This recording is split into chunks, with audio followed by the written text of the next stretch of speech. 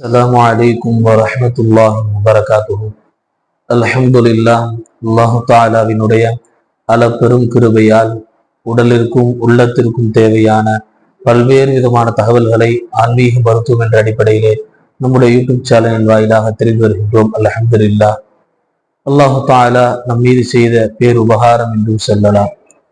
சமீபமாக சென்ற பதிவிலே குர்பானியுடைய சட்டங்கள் என்று சொல்லி அதிலே பாகம் 1 என்று நாம் ஒன்றை பார்த்திருந்தோம். அல்ஹம்துலில்லாஹ். குர்பானி நமக்கு தொடர்பாக உங்களுடைய நாட்களிலே நெருங்கி கொண்டிருக்கிறது என்ற அடிப்படையிலே குர்பானி சம்பந்தப்பட்ட சட்டத்திட்டங்களை நாம் பார்த்து வருகின்றோம். அதனுடைய அடிப்படையிலே ஹசரத் ஜெயித் பின் அர்கம் ரலியல்லாஹு அவர்கள் கூறுகிறார்கள், சஹாபாக்கள் பெருமானார் ஸல்லல்லாஹு அலைஹி வஸல்லம் அவர்களிடம் குர்பானி என்றால் என்ன என்று வினாவினார்கள். அதற்கு நபி ஸல்லல்லாஹு அலைஹி வஸல்லம் அவர்கள், உங்களின் தந்தை இப்ராஹிம் அலைஹிஸ்ஸலாம் அவர்களின் சுன்னத் நடைமுறை என்று பதிலளித்தார்கள். அதை செய்வதால் நமக்கு என்ன நன்மை கிடைக்கும் என்று தோழர்கள் கேட்க, அதன் ஒவ்வொரு ரோமத்திற்கும் ஒரு நன்மை கிடைக்கும் என்று விளக்கினார்கள். செம்மறி ஆட்டை குர்பானி கொடுத்தால் என்று சஹாபாக்கள் மீண்டும் வினவ, செம்மறி ஆட்டின் ஒவ்வொரு ரோமத்திற்கும் ஒரு நன்மை கிடைக்கும் என்று பதிலளித்தார்கள். இது இப்னு மாஜாவிலே பதிவு செய்யப்பட்டிருக்கக்கூடிய ஒரு பிரபலியமான ஹதீஸ் தனிவு. குர்பானி பிராணியின் முதல் சொட்டு ரத்தம் பூமியில் விழுவதற்கு முன் குர்பானி கொடுத்தவரின் அனைத்து பாவங்களும் மன்னிக்கப்படுகிறது. குர்பானி பிராணியின் இறைச்சியையும் இரத்தத்தையும் மறுமை நாளில் 70 மடங்கு அதிகமாக்கி மீசான் தராசில் வைத்து நிறுக்கப்படும் என்று அல்லாஹ்வின் தூதர் நபி ஸல்லல்லாஹு அலைஹி வஸல்லம் அவர்கள் கூறினார்கள். நூல் கன்சுல் உம்மால் என்கின்ற கிதாபில் இது பதிவு செய்யப்பட்டிருக்கிறது. சரி, இப்ப குர்பானி யார் மீது கடமை, குர்பானி யார் மீது கடமை என்பதை எல்லாம் பார்க்கலாம். குர்பானி கொடுக்கும் நாட்களான துல்ஹஜ் பிறை 10 முதல் 12ஆம் நாள் வரை உள்ள நாட்களில் ஒருவருக்கு அவரது அடிப்படை தேவைகள் கடன்கள் போக 1. 87,495 கிராம் தங்கமோ அல்லது 2.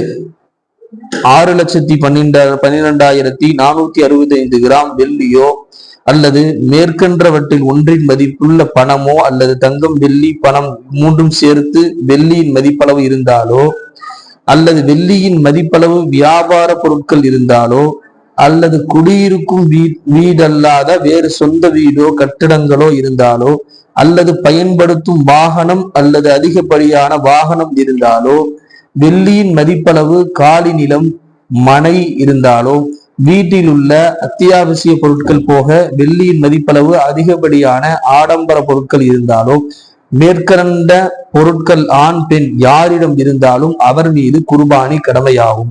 ஜகாத்தை போல இப்பொருட்களுக்கும் 1 வருடம் பூர்த்தியாய் இருக்க வேண்டும் என்ற அவசியம் இல்லை. மாறாக மேலே கூறப்பட்ட குர்பானியின் 3 நாட்கள் ஏதேனும் ஒரு நாளில் இவை கைவசம் இருந்தாலே போதும். மேற்கண்ட விளக்கத்தின் அடிப்படையில் குர்பானியினுடைய நாளில் ஒரு பெண்ணிடம் ஒரே ஒரு பவுன் தங்க நகையும் சில 1000 மதிப்புள்ள வெள்ளியும் கொலுசு போன்ற இருந்தால் இரண்டும் சேர்த்து 6,12,465 கிராம் வெள்ளியின் மதிப்பில் வந்துவிடும் என்பதால் அப்பெண்ணின் மீது குர்பானி கடமையாகிவிடும். எனவே 10 பவுனுக்கு மேலே இருந்தால் தான் குர்பானி கடமை என எண்ணாமல் தங்கமும் வெள்ளியும் சேர்த்து வெள்ளியின் மதிப்பை ஈட்டினாலே குர்பானி கடமையாகிவிடும் என்பதை பெண்கள் விளங்க வேண்டும்.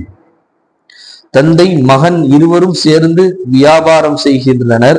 இருவரின் பெயரிலும் தனித்தனியாக சொத்து எதுவும் இல்லை. இந்நிலையில் சம்பாத்தியம் அனைத்தும் தந்தைக்குரியது. மகன் உதவி செய்பவனாக கருதப்படுவான். தந்தை மீதே குர்பானி கடமையாகும். அதே போல் வீடு கட்டுவதற்காக நிலம் வாங்கி வைத்திருந்தால் அதில் ஜகாத் கடமையாகாது. ஆனால் குர்பானியும் சதகத்துல் ஃபித்ர் கொடுப்பதும் கடமையாகும். குர்பானி கொடுப்பதாக ஒருவர் நேர்ச்சை செய்தால் அவர் மீது குர்பானி வாஜிபாகும்.